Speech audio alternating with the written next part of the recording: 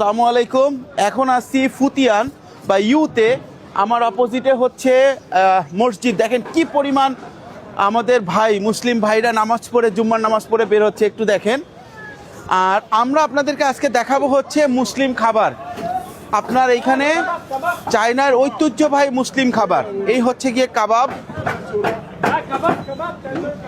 আর এ পাশে আসেন, এ পাশে আসেন। এইটা হচ্ছে গিয়ে কি স্পেশাল একটা কাবাব।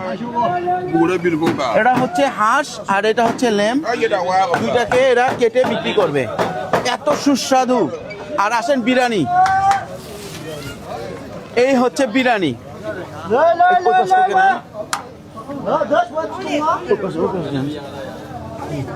বিরিয়ানি দেখছেন কি সুন্দর বিরিয়ানি, তেল ছাড়া।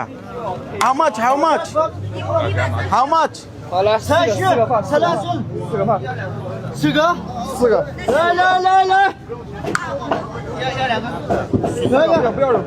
আসেন আসেন।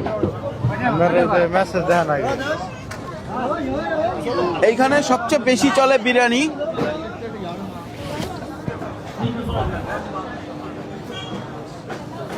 এই পাশে আছে জুস।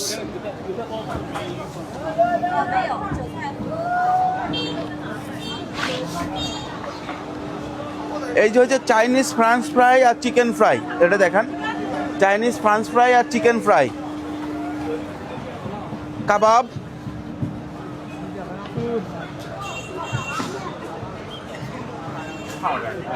এটা হচ্ছে চাইনিজ ঐতিহ্যবাহী একটা রুটি। আর বহুত রকম স্যুপ আছে এখানে, স্যুপ আছে বহুত। সবগুলা খাবারের স্পেশালিটি ফ্রেশ, সুস্বাদু। আর এখন বানানো মানে আপনি যে না খান এই এক্সপিরিয়েন্স নেবেন। একটা মুসলিমদের মিলন মেলা, ওই দেখেন বের হচ্ছে আর এই পাশে খাবার খাবে, সবাই খেয়ে আবার যার যার কাজে চলে যাবে। যেহেতু চায়নাতে আসলে শুক্রবারটা বন্ধ না, ছুটির দিন না, অনেকেই 1-2 ঘন্টা লাঞ্চ টাইমে ছুটি নিয়ে আসে। তবে স্পেশাল আকর্ষণ হচ্ছে এই বিরিয়ানিটা। বাংলাদেশে তেল ছাড়া বিরিয়ানি হয় না, আর এইটা তেল ছাড়া এত সুস্বাদু বিরিয়ানি না খেলে বলা যাবে না। শীতের দিন আরও মজা লাগে, কারণ হচ্ছে যে ল্যাম্প দিয়ে এটা করে, ল্যাম্পের যেই তেলটা শীতেই মজাটা বেশি লাগে। তারপরে হচ্ছে আবার সরি। আর এখানে খাবার 100% হালাল, কারণ হচ্ছে খাবার যে বানাচ্ছে সেও মুসলিম, যারা খাচ্ছে তারাও মুসলিম। আমাদের সাথে আছেন হচ্ছে টিম 27-এর ভাইয়েরা, আরও আছেন সবাই। এইদিকে এখন ভিড় হয়ে গেছে, আর যাওয়া যাবে না। মোটামুটি খাবারগুলোর ভিতরে স্পেশালিটি হচ্ছে কাবাব। এই যে কাবাব খাইতেছি, চমৎকার খাবার।